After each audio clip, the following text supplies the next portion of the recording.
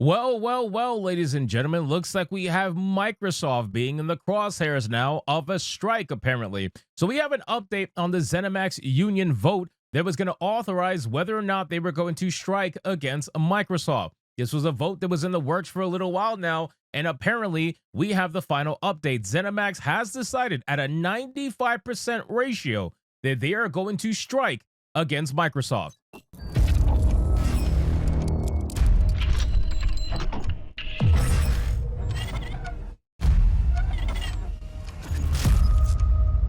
So let's get into this article, guys, from Insider Gaming. But of course, before we do, if you are new here, just consider hitting that subscribe button. I would greatly appreciate it, and like the video to push us out into that YouTube algorithm. So we have it here, boys. Zenimax Workers United, a union representing over 300 quality assurance workers in both Maryland and Texas, have voted to authorize a strike against the company Microsoft. In an announcement on Tuesday, it was revealed that nearly 95% of votes were in favor of authorization. Now, listen, man.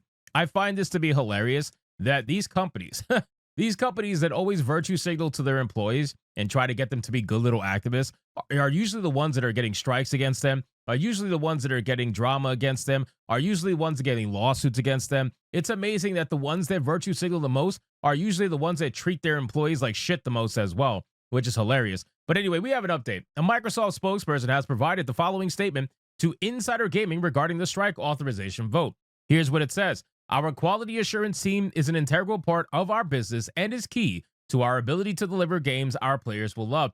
I don't believe this. You want to know why? It's not even just because of Microsoft.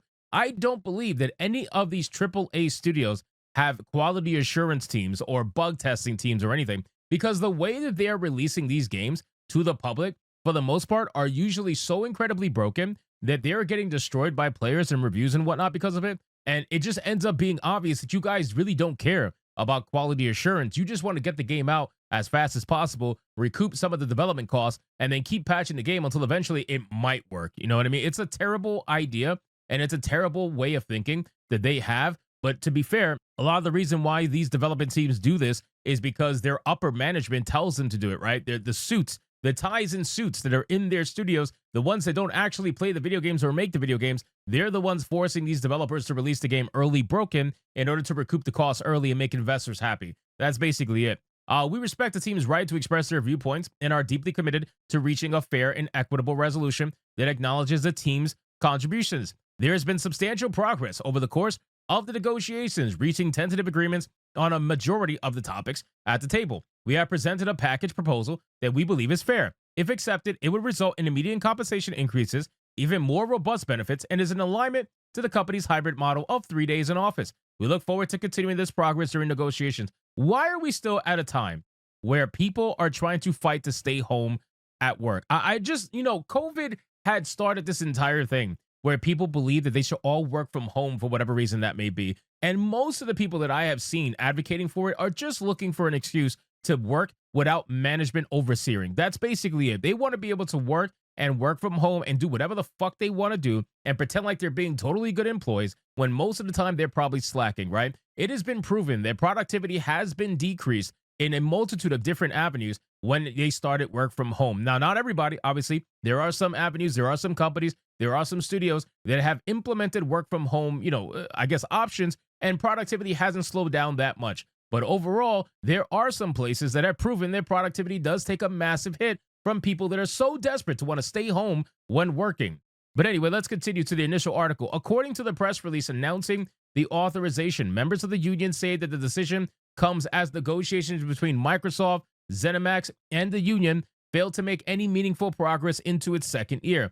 Specifically, return to the office mandates along with underpayment are causing friction between the groups. I just think people got comfortable.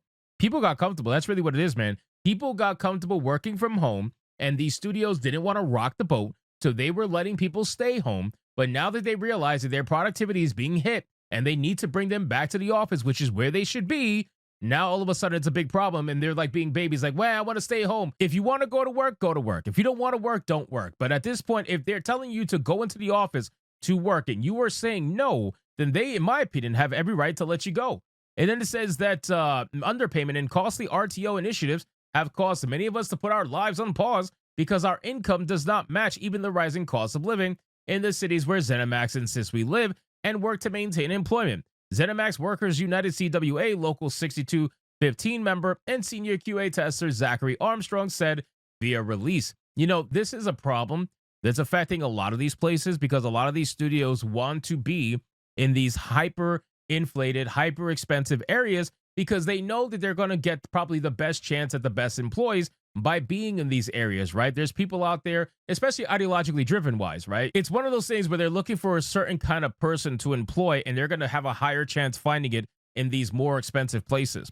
None of us wish it had come to this, but if Microsoft and ZeniMax continue to demonstrate at the bargaining table that they're unwilling to pay us fair wages for the value of our labor provides to our games, we'll be showing them just how valuable our labor is. Union member and associate QA tester Aubrey Litchfield added, our in-house contractors have been working on minimal wages with no benefits, including no paid sick time. Workers are choosing not to start families because of the uncertainty of finances. We've released multiple titles while working fully remote. When will enough be enough? Now, that's a good question, right? So they did release games where most of them were working remotely, so that proves that at least they're able to release games. But my thing is, what exactly, how are those games, how are they playing when they were released? Were they bug free? Were they, you know, for the most part running well? Did they bang right out of the gate?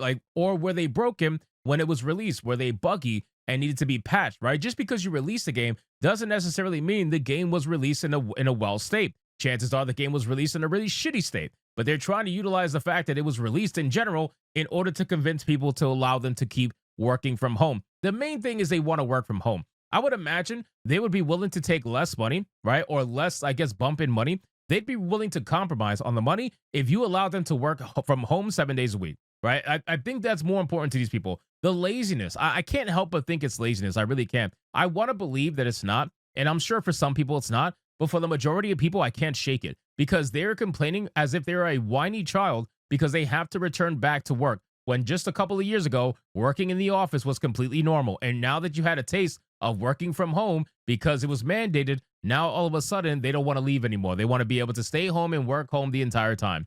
It's important to note that the union isn't officially going on strike.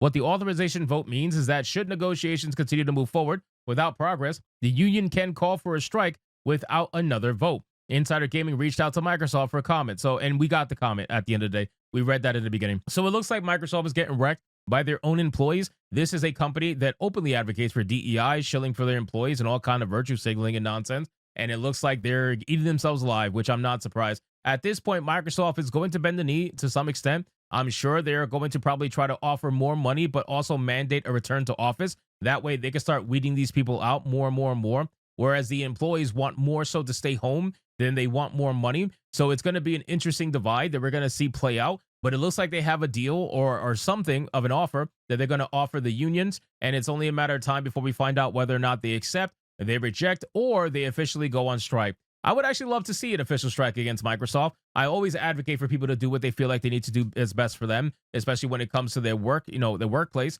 And this strike is one of those kind of things. So we'll see if it affects Microsoft in any way, but time is going to tell in this situation. So anyway, guys, thank you so much for watching this video. Hope you did enjoy it. And if you did, consider leaving me a subscribe. I would greatly appreciate it. Forget to like the video, comment, let me know what you thought, and I'll see you guys on the next one. Hypnotic out.